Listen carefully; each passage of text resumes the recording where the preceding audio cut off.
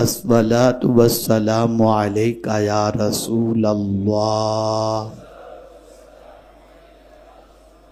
الصلاۃ والسلام علیک یا حبیب اللہ، الصلاۃ والسلام علیک یا نبی اللہ، الصلاۃ والسلام علیک یا نور اللہ،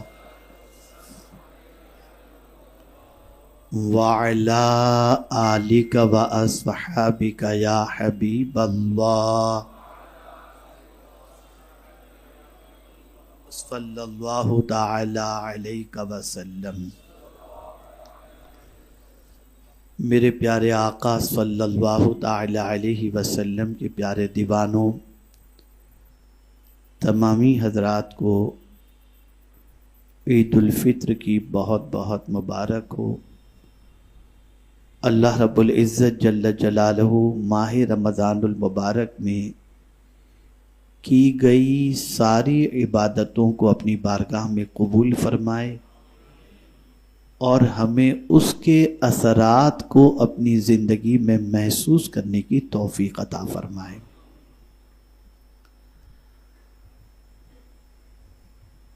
آپ جانتے ہیں کہ آپ تک یہ اطلاع پہنچائی گئی ہے کہ آج کی گفتگو کا موضوع ہے ماہ رمضان کا ہماری زندگی پر اثر۔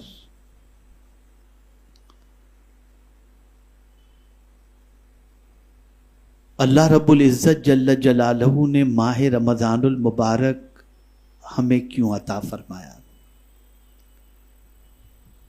جو لوگ ماہ رمضان کے شروع میں ماہ رمضان کے مقصد کو اپنے دل و دماغ میں رکھے ہوئے تھے، انہوں نے ماہ رمضان المبارک کے اندر اپنے آپ کو اس مقصد کے پانے کی طرف مائل رکھے، اور جن کی نگاہوں میں ماہ رمضان المبارک کا کوئی خاص مقصد نہیں تھا، روزے، تراویح، کھانا پینا اور بس یہی ساری چیزیں، انہوں نے ایک مہینہ بس یوں ہی گزار تو لیا، لیکن اب ان کی زندگی میں ماہ رمضان کا کوئی اثر نظر نہیں آتا۔ اب آئیے میں آپ کو دو خاص چیزیں جو ماہ رمضان کی تھیں، جن دو چیزوں کے بارے میں رسول اعظم صلی اللہ علیہ وسلم نے ان دونوں چیزوں کا مقصد بیان فرمایا۔ فرمایا من صام رمضان ایمانا و احتسابا غفر له ما تقدم من ذنبہ،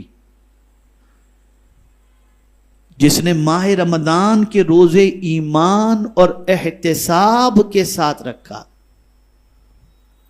اللہ عز و جل اس کے اگلے گناہوں کو معاف فرما دیتا ہے۔ ایک مقصد سمجھ میں آیا، واضح طور پر روزے کا مقصد سمجھ میں آیا، اور وہ یہ ہے کہ یہ ماہ مبارک جو آیا تھا وہ ہم کو گناہوں سے پاک کرنے کے لیے آیا تھا۔ تو جہاں ماہ رمضان کے روزے ہمیں گناہوں سے پاک کرنے کے لیے تھے، وہیں ماہ رمضان کے اندر رات کا قیام بھی اس لیے تھا تاکہ ہمارے پچھلے گناہوں کو اللہ معاف فرما دے۔ فرمایا من قام رمضان ایمانا و احتسابا غفر له ما تقدم من ذنبہ، جس نے ماہ رمضان میں قیام کیا ایمان و احتساب کے ساتھ، اللہ اس کے پچھلے گناہوں کو معاف فرما دیتا ہے۔ آپ نے رمضان کے روزے بھی رکھے اور آپ نے ماہ رمضان میں تراویح کا اہتمام بھی کیا، گناہ معاف بھی ہو گئے۔ اب گناہ کی معافی کے بعد یہ ایک پریکٹس تھی، ایک پروسیجر تھا۔ دیکھیے میں آپ کو بتاؤں اللہ کو اپنے محبوب کی امت سے کتنا پیار ہے۔ وہ چاہتا ہے پچھلے گناہ معاف ہوتے جائیں، اور جب بندہ اس دنیا سے جائے تو گناہوں سے پاک ہو کر کے جائے۔ اب آپ دیکھیے ایک نماز سے دوسری نماز تک کے درمیان کے گناہوں کو، آدمی نے فجر سے لے کر ظہر تک کوئی گناہ صغیرہ کیا، اللہ ظہر کی نماز کی ادائیگی کی وجہ سے اس گناہ کو معاف فرما دیتا ہے۔ جمعہ سے جمعہ کے درمیان کو جمعہ کی نماز کی وجہ سے اللہ معاف فرما دیتا ہے۔ تو پروردگار چاہتا یہ ہے کہ میرے محبوب کے امتیوں کے گناہ معاف ہو جائیں اور یہ گناہوں سے پاک ہو جائیں. اس کا ایک ہی پروردگار جل جلالہ کا عبادت و ریاضت کے احکام اور ان عبادت و ریاضت کے مقاصد کی طرف جو سب سے بڑی توجہ دلانا ہے وہ یہ ہے گناہ سے بچنا اور گناہوں سے پاک ہونا. آپ ذرا اندازہ لگائیں میرے پیارے آقا صلی اللہ تعالی علیہ وسلم کے پیارے دیوانوں کہ انسان کی زندگی کے اندر گناہ کی طرف مائل کرنے والی کون سی چیز ہوتی ہے؟ ایک ہے نفس، ایک ہے شیطان. اور پھر آپ دیکھیں اللہ نے ماہ رمضان المبارک کے جو روزے فرض کیے تھے اس میں ہماری زندگی میں نیکیوں کا کوٹا اتنا بھر دینا چاہتا ہے اس ایک مہینے کے اندر کہ اس ایک مہینے میں ہم اتنی نیکیاں جمع کر لیں کہ ان ایک مہینے کی پریکٹس کی وجہ سے ہم آگے کے 11 مہینوں میں گناہوں سے مقابلہ کرنے کی طاقت اپنے اندر پیدا کر سکیں. مثال کے طور پر قرآن شریف کو لے لیجیے. قرآن شریف اللہ کی عظیم ترین کتاب، بندوں کا رجحان قرآن کی طرف اللہ مائل کر دیتا ہے. ماہ رمضان کے اندر ایک حرف کے پڑھنے پر اللہ 10 نیکیاں عطا فرماتا ہے اور ماہ رمضان کے اندر نفل کے ثواب کو فرض کے برابر اور فرض کے ثواب کو 70 فرضوں کے برابر کر کے ایک طاقت تمہیں عطا کر دی کہ تمہارے پاس اب نیکیوں کا کوٹا جمع ہو چکا ہے. ان نیکیوں کے ذریعے ماہ رمضان کے بعد 11 مہینے تک تم شیطان کے مکر و فریب سے مقابلہ کرنا، نفس کی شرارتوں سے مقابلہ کرنا. لیکن جب توجہ اس طرف نہیں ہوتی تو ہماری زندگی 11 مہینے والی جیسی پہلے ہوتی ہے، ماہ رمضان سے پہلے ویسی زندگی بن جاتی ہے.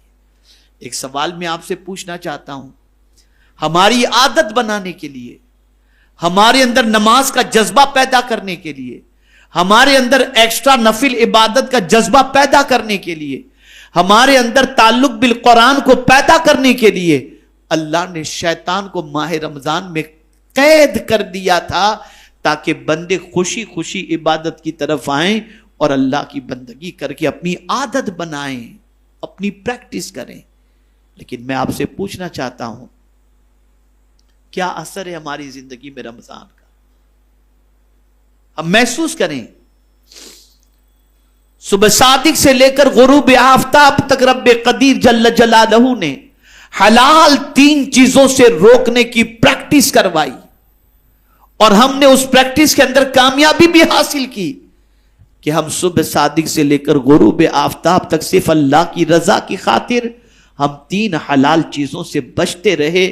وہی 3 حلال چیزیں جو عام دنوں کے اندر انسان زیادہ کھائے یا پھر اگر عام دنوں میں حرام کھائے تو اس کی عادتیں خراب ہو جاتی ہیں. مثال کے طور پر زیادہ کھانے سے، زیادہ پینے سے، اور اسی کے ساتھ ساتھ میرے پیارے آقا صلی اللہ تعالی علیہ وسلم کے پیارے دیوانوں، بدنگاہی اور بدکاری کی وجہ سے انسان کی زندگی تباہ اور انسان کی آخرت برباد ہو جاتی ہے. اللہ نے حلال چیزوں کو تین حلال چیزوں کو اللہ نے ماہ رمضان میں اس سے رکنے کی ہمیں عادت ڈلوائی تاکہ ہم ان 3 چیزوں سے جو حلال ہے اس سے رک کر کے اللہ عز و جل کی بارگاہ کے اندر یہ دعا کریں، مولا جس طریقے سے تو نے ماہ رمضان میں اپنی خوشی کی خاطر حلال 3 چیزوں سے صبح صادق سے لے کر غروب آفتاب تک ہمیں رکنے کا حکم دیا، ہم رکے. ہمیں ماہ رمضان کے بعد حرام چیزوں سے بھی ایسے ہی بچنے کی توفیق عطا فرمانا. لیکن کیا ہماری پوزیشن ہے؟ ہماری زندگی میں رمضان کا اثر کتنا ہے؟ وہی رمضان المبارک کا گزر جانا، وہی نگاہوں کا آوارہ ہو جانا، وہی ماہ رمضان کا گزر جانا، مسجدوں کا ویران ہو جانا، وہی ماہ رمضان کا گزر جانا، قرآن شریف سے تعلق کا ختم ہو جانا، وہی ماہ رمضان کا گزر جانا، ذوق بندگی کے اندر سستی پیدا ہو جانا. تو یہ ماہ رمضان تو ہماری عادتوں کو بدلنے کے لیے آیا تھا. کتنی عادتیں ہماری بدلی, کتنا فرق ہماری زندگی میں پیدا ہوا. تو ہماری زندگی کے اندر ماہ رمضان کا کتنا اثر ہے, ہم اسے اپنے گریبان میں جھانک کر دیکھ سکتے ہیں, اپنی عادتوں میں جھانک کر کے دیکھ سکتے ہیں.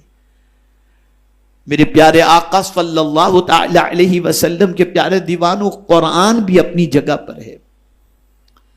جس قرآن کو ماہ رمضان المبارک کے اندر پورے کے پورا قرآن سننے کی سعادت آپ نے حاصل کی, ایسا نہیں کہ ماہ رمضان گیا تو وہ قرآن بھی چلا گیا, نہیں, قرآن تو آج بھی موجود ہے. جس مسجد میں جا کر کے آپ نے تراویح سماعت کی, وہ مسجد بھی آج اپنی جگہ پر موجود ہے.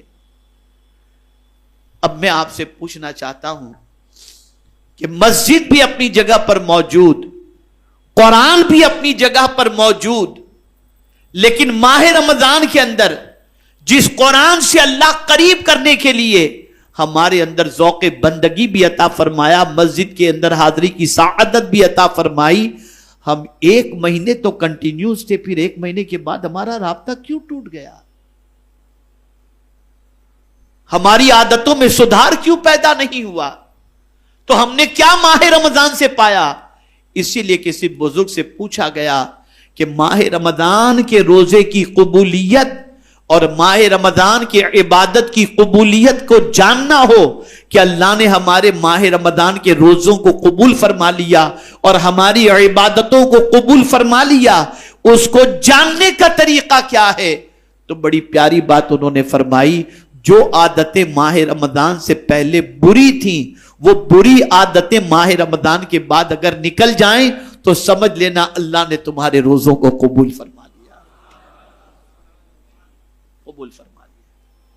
کاش کہ ہماری پوزیشن یہ ہوتی, جس طرح سے ماہ رمضان شریف کے اندر قرآن کی تلاوت کرتے تھے, پھر سے وہی قرآن شریف کی تلاوت ہمارے اندر پیدا ہو جاتی.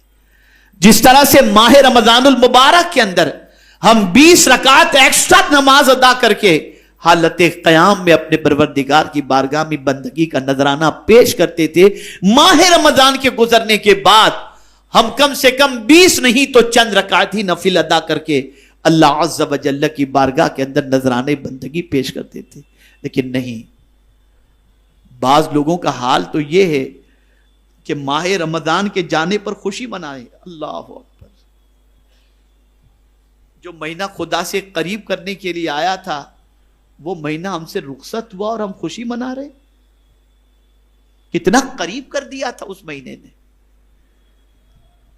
کتنا نیکیوں سے قریب کر دیا تھا. اور آپ شاید نہیں جانتے, پہلے پوری دنیا نے یہ کوشش کی, بلکہ آج بھی کر رہی ہے کہ مسلمانوں کے اندر سے جذبہ بندگی اور جذبہ نیکی ختم ہو جائے اور گناہ کے جذبات مسلمانوں میں اتنے پیدا ہو جائیں کہ ان کی فکر بھی گندی ہو جائے, اچھا سوچ بھی نہ سکیں, نیکی کا نہ سوچ سکیں.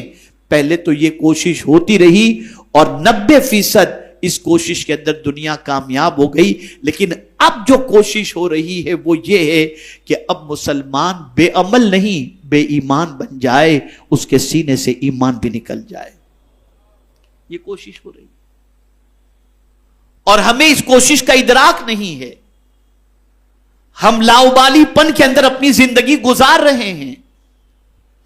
ہمیں یہ خیال بھی نہیں کہ ایمان کے لٹیرے پوری طاقت خرچ کر رہے ہیں ہمارے سینے سے ایمان کو کھینچنے کے سلسلے میں.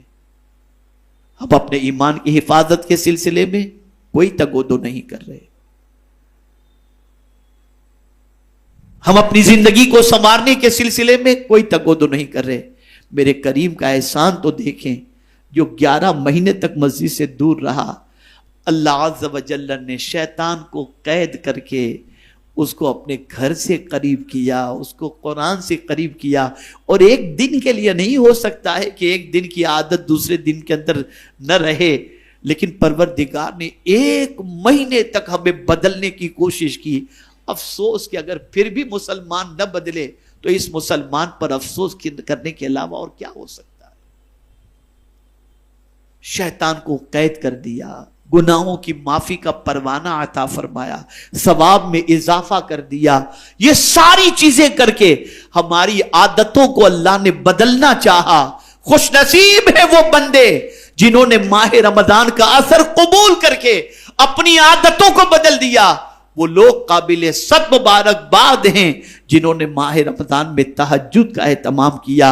वो लोग काबिल सब मुबारकबाद हैं जो तहज्जुद के वक्त उठ करके अल्लाह की बारगाह में रोया करते, इबादत किया करते।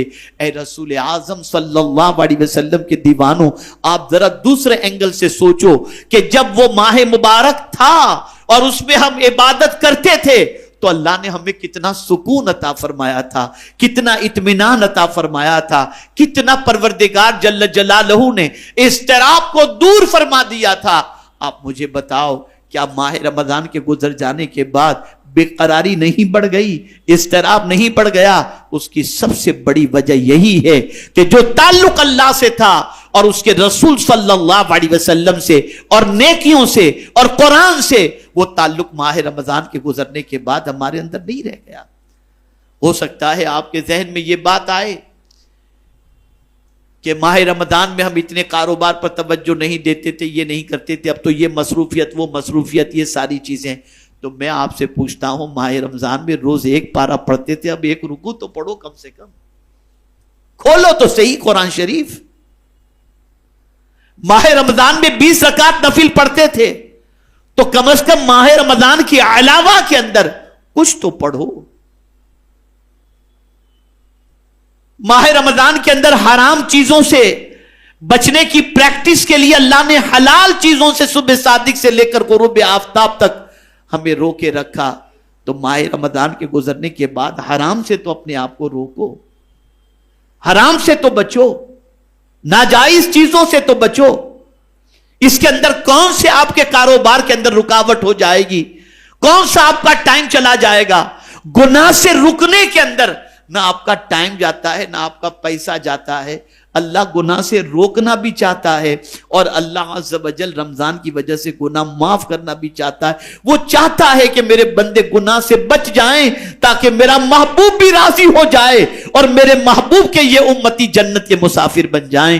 लेकिन हमारा हाल ये है कि गुनाह की आदत इतनी पड़ चुकी है कि अल-इयाज़ु बिल्लाह, अल-इयाज़ु बिल्लाह। और खास तौर पर एक अजीम चीज माह रमजान में, एक अजीम तसव्वुर माह रमजान में अल्लाह हमें देना चाहता है। और यह तसव्वुर हर इंसान के दिल में था रमजान के अंदर। यह फिक्र हर मुसलमान के दिल में थी माह रमजान। लेकिन माह रमजान के गुजरने के बाद ये तसव्वुर नहीं है, निकल गया यह तसव्वुर। कौन सा तसव्वुर, कौन सी सोच?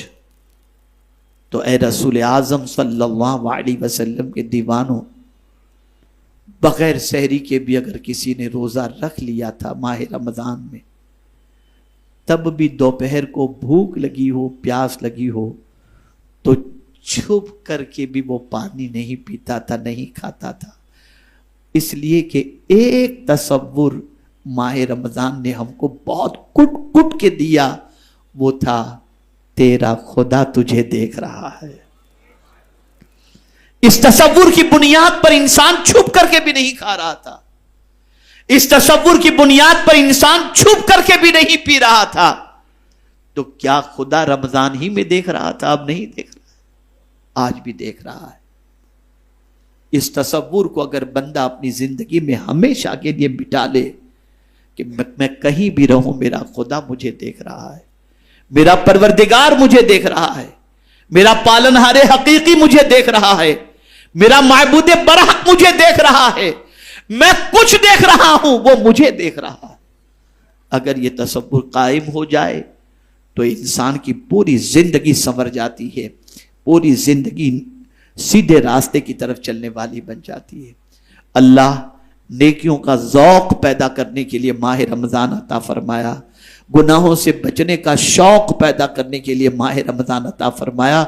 अगर इस माह रमज़ान के असरात ان اثرات کو ہم نے اپنی زندگی میں محسوس کر لیا اور ماہ رمضان کی برکتوں سے ہم نے اپنی عادتیں چینج کر لی، تو مبارک ہو، اللہ نے ہمیں روزے کی برکتیں بھی عطا فرما دی اور تراویح کی برکتیں بھی عطا فرما دی۔